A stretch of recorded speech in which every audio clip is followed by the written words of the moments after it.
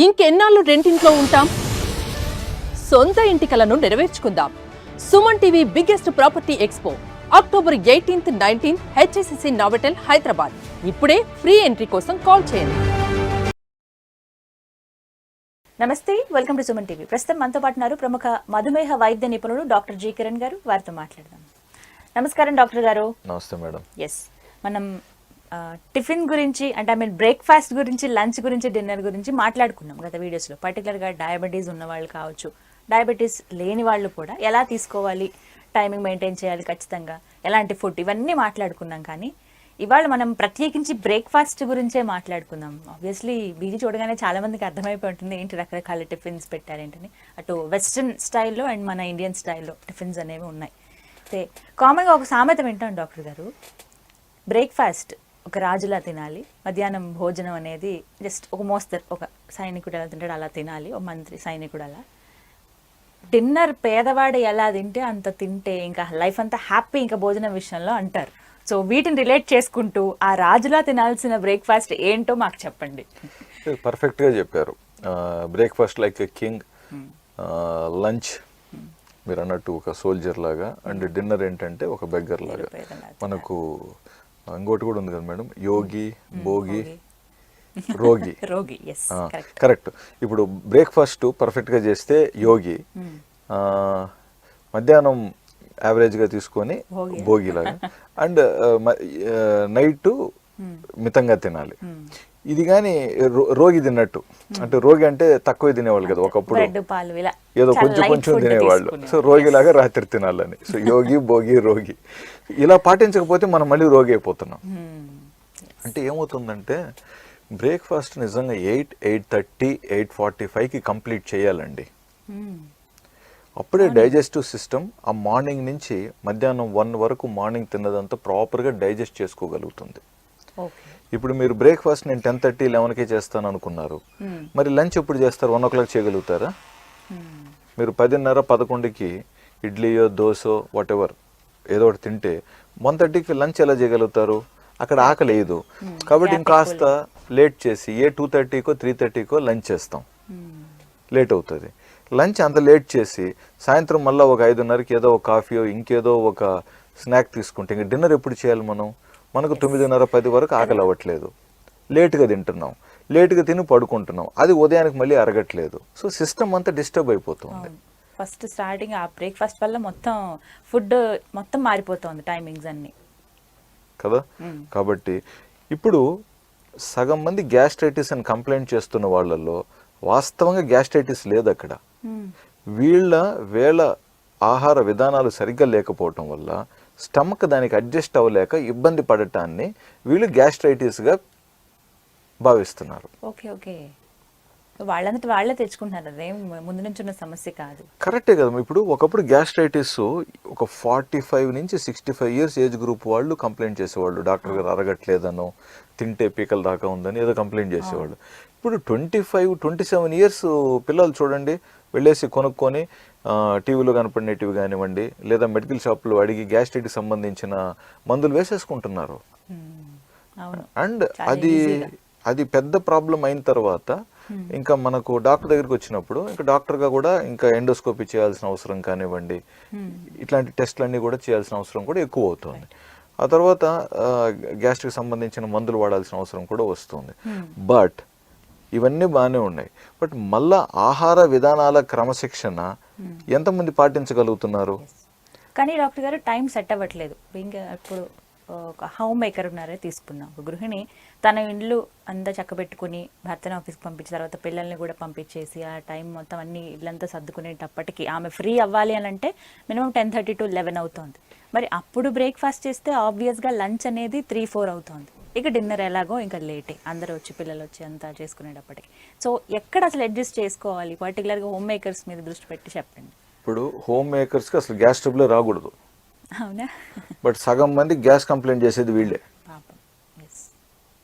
ఏం చేయాలో కూడా తెలియని పరిస్థితి. సో నేనేమంటానంటే పిల్లల్ని స్కూల్కి పంపించాలి కదా, వాళ్ళు వెళ్ళిపోయిన next 10 minutes me breakfast time.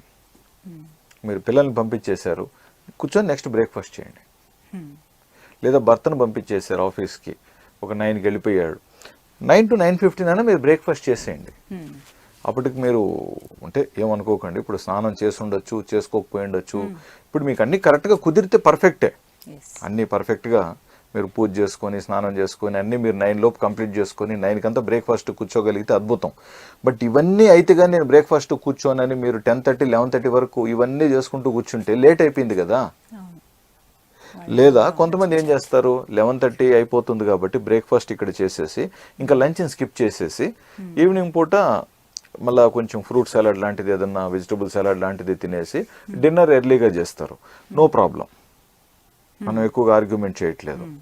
But నువ్వు లంచ్ కానీ లేట్గా చేస్తే ఇంకా నెక్స్ట్ డిన్నర్ అన్న అప్పుడు స్కిప్ చేయాలి. లేకపోతే నువ్వేమో బ్రేక్ఫాస్ట్ తినాలి, లంచ్ తినాలి, డిన్నర్ తినాలి, మధ్యలో కాఫీలు నడవాలి, ఇంకేమైనా పకోడా సమోసాలు బజ్జీలు నడవాలి. ఇవన్నీ నడపాలనుకుంటే మరి 24 గంటల్లో ఇవన్నీ మరి సరిపోవట్లేదు కదా డైజెస్టివ్ సిస్టమ్ కంప్లీట్ చేయడానికి. ఇప్పుడు గృహిణి అన్నారు కాబట్టి ఇప్పుడు బట్టలు ఉన్నాయండి, ఉదయాన్నే ఇన్ని బట్టలు తీసుకెళ్ళి బట్టలు ఉతకటానికి వాషింగ్ మిషన్ వేయటానికి ఒక పని, అది ఈజీ పని. ఇప్పుడు పూటకి బట్టలు పడుతూ ఉంటే అవన్నీ మీరు వాష్ చేస్తూ కూర్చుంటే ఇంకా డే అంతా మీరు బట్టలు వాష్ చేస్తూ కూర్చోవాలి కదా ఇంట్లో. సేమ్ పనే కదా డైజెస్టివ్ సిస్టమ్ పడుతుంది. సో ఒక క్రమశిక్షణ అనేది మనం ఏర్పాటు చేసుకోవాలండి. రెండోది, డాక్టర్ కంటే కూడా ఎవరికైతే ఈ సమస్య ఉందో ఎటువంటి ఆహారం తింటే వాళ్ళల్లో వాళ్ళ పొట్ట పేగులు మళ్ళీ తేలిక ఎన్ని గంటల తర్వాత అవుతుంది అనేది వాళ్ళకు బాగా తెలుసు.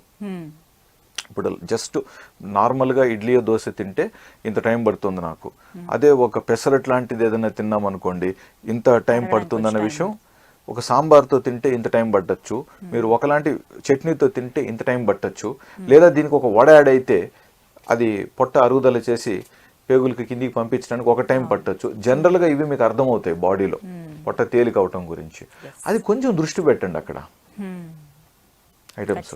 సో ఇలాంటి ముఖ్యంగా స్పెషల్ ఐటమ్స్ ఇలాంటి తినాల్సిన అనుకున్నప్పుడు దయచేసి కొంచెం ఉదయాన్నే టైంకి తినండి. కానీ డాక్టర్ గారు ఇక్కడ మనం ఏమో రకరకాల టిఫిన్స్ చూపిస్తున్నాము, అంటే అవి తినొచ్చు అంటారా? అంటే అన్ని ఒకే పూట అని చెప్పలేదు మనము, వాటిలో ఏదన్నా ఒక ఐటమ్ తిన్నప్పుడు. అయితే ఇందులో ఇక్కడ మనకి వెస్ట్రన్ స్టైల్ పూర్తిగా ఎగ్ బ్రెడ్ ఆమ్లెట్ తీసుకుంటూ ఉంటారు, సో జ్యూస్ కంపల్సరీ ఉంటుంది, సో అవి తీసుకోవాలా? ఈ ఇడ్లీ దోశ వడ ఇవి తీసుకోవాలి? ఏది ఇప్పుడు 7 రోజులు కదమ్మా, 7 రోజుల్లో మీకు నచ్చినటివి ఒక్కొక్క రోజు తినండి. అవును, ఒక రోజు పిల్లలు ఉంటే సమస్య ఏంటంటేనండి, 2-3 ఉంటే ఒక్కొక్కరు ఒక్కొక్క వెరైటీ అడుగుతారు సార్, ఎలా మరి? ఇప్పుడు లేదు, మనం కొంచెం పిల్లలు అయితే ముఖ్యంగా ఉన్నప్పుడు వాళ్ళతో ఏకాభిప్రాయంలో ఈరోజు బ్రెడ్ ఆమ్లెట్ అడిగారు అనుకోండి, ఇంట్లో అందరం బ్రెడ్ ఆమ్లెట్ వేసుకుందాం. వాళ్ళకు బ్రెడ్ ఆమ్లెట్ వేసి ఇచ్చి మనము దోశ వేసుకొని అత్తకి ఇడ్లీ వేసిస్తే మామకి ఇంకొకటి వేయాలంటే ప్రాబ్లం అవుతుందండి. అది వద్దు. అందుకే ఒకప్పట్లో ఉమ్మడి కుటుంబంలో 20 మంది మనుషులున్నా కూడా వర్క్ అంతా తేలిగ్గా అయిపోయేది, అందరూ తృప్తిగా టైంకి ప్రాపర్గా భోంచేసేవాళ్ళు.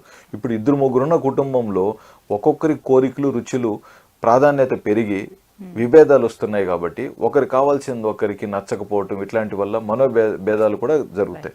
కాబట్టి అందరూ కలిసి ఓకే మండే ఇలాంటి ఫుడ్, వెడ్నెస్డే వెస్టర్న్ ఫుడ్ తీసుకుందాం, సాటర్డే ఇలాంటి ఫుడ్ అందరూ కలిసి ఉంటారు కాబట్టి ఇంకొంచెం ఇలాగా చేసుకుందాం. ప్లస్ మగవారు కూడా ఆడవారికి తోడుగా కాస్త సహకరించగలిగితే బ్రేక్ఫాస్ట్ తయారీలో వాళ్ళు కూడా ఎంజాయ్ చేస్తారండి. సో రోజుకు ఒక వెరైటీ తీసుకోవచ్చు అని చెప్తున్నారు, టైంకి తీసుకోవాలన్నారు. కరెక్ట్. లైట్ అంటే మనకి ఎలా ఫుడ్ డైజెస్ట్ అవుతుందో అలాంటిది తీసుకోవాలని చెప్తున్నారు. సో ఇవంతా ఓకే. కొంతమంది ఏంటంటే ఇలా ఇడ్లీ దోశ వడ ఇవన్నీ కాకుండా just fruits or fruit juice కొంతమంది తీసుకుంటారు, అవి ఎంతవరకు కరెక్ట్ అంటారు? కామన్ గా డయాబెటీస్ ఉన్న వాళ్ళే కాదు అందరూ. పర్వాలేదు, తప్పేం లేదు. మనం జనరల్గా జ్యూస్ను కొంచెం మనము జ్యూస్ కంటే కూడా ఇప్పుడు జ్యూస్ అనేది కొంచెం యూరోప్ అమెరికన్ స్టైల్, వాళ్ళకి అక్కడ కొన్ని ఫ్రూట్స్ దొరకవు కాబట్టి కనీసం జ్యూస్ రూపంలో తాగితే మంచిదని వాళ్ళు భావిస్తారు కాబట్టి వాళ్ళకు ఓకే. బట్ మనకు ఫ్రూట్సే బాగా దొరుకుతున్నాయి కాబట్టి ఫ్రూట్స్ తినడానికి మనం ప్లాన్ చేసుకుందాం. కొంచెం జ్యూస్ తీసుకున్నా పర్వాలేదు, ముఖ్యంగా ఫ్రెష్ జ్యూస్. మనం ఎప్పుడు కూడా ప్యాక్డ్ జ్యూసెస్ని మనం కొంచెం వ్యతిరేకిస్తున్నాం కాబట్టి మీరు జ్యూసెస్ తీసేసుకోండి అని చెప్పడం ఈ నేపథ్యంలో అంత కరెక్ట్ కాదు కాబట్టి ఫ్రెష్ జ్యూస్ ఉంటే ఓకే అండి, లేకపోతే ఫ్రూట్స్ తినడానికి ప్లాన్ చేయండి. రైట్. సో అదొకటి గుర్తుపెట్టుకోవాలి. సో టైంకి తినమంటున్నారు సార్, టైంకి తినమంటున్నారు. ఇప్పుడు మనం నెక్స్ట్ ఓట్స్ ఉంటాయి, ఓట్స్ మీల్, ఇప్పుడు ఇంకా ఎక్స్ట్రా రకాలు కూడా యాడ్ అయినాయి కాబట్టి అన్నీ మంచివే. బట్ 7 రోజుల్లో ఒక్కొక్కసారి ఒక్కొక్క ఐటెం ప్లాన్ చేసుకోండి, అన్ని చక్కగా ఎంజాయ్ చేయండి.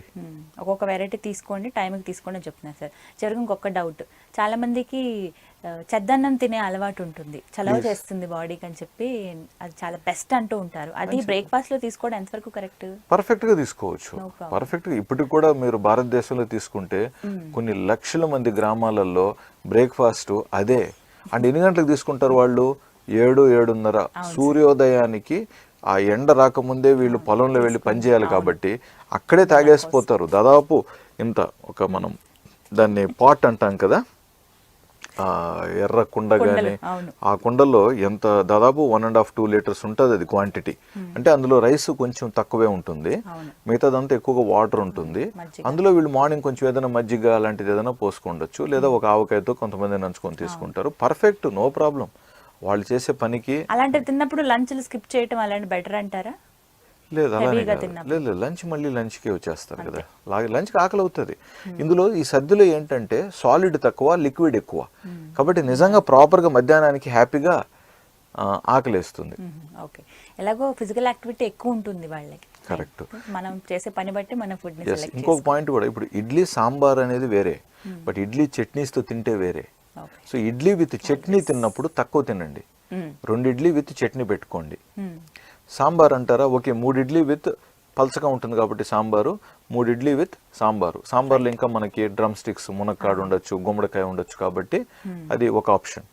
సో ఈ విధంగా మనం సాలిడ్ లిక్విడ్ రేషియోని కూడా మనం కొంచెం క్యాలిక్యులేట్ చేసుకోగలిగితే, ఎందుకు ఆ పాయింట్ చెప్తున్నానంటే, మనం ఇప్పుడు క్యాలరీస్ని కూడా మనము అవగాహనలో ఉన్నాం కదా, లెక్క పెట్టుకుంటున్నాం కాబట్టి ఇలా బ్యాలెన్స్ చేసుకోవటంలో కూడా ఒక అర్థం ఉంది అనేది నా ఆలోచన.